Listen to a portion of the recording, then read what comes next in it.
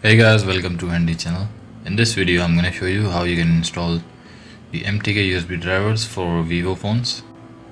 So guys, here you can see I have connected my phone and there you can see the drivers are not installed. So I'm gonna show you how you can install drivers for Vivo. So first of all you need to download these drivers. You can download them from the link in description.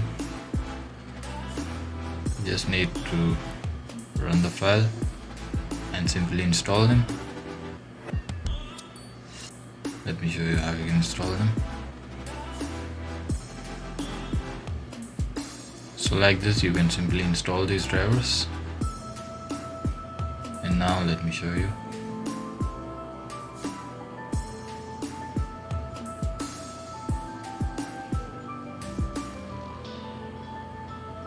Here you can see I'm connecting my phone.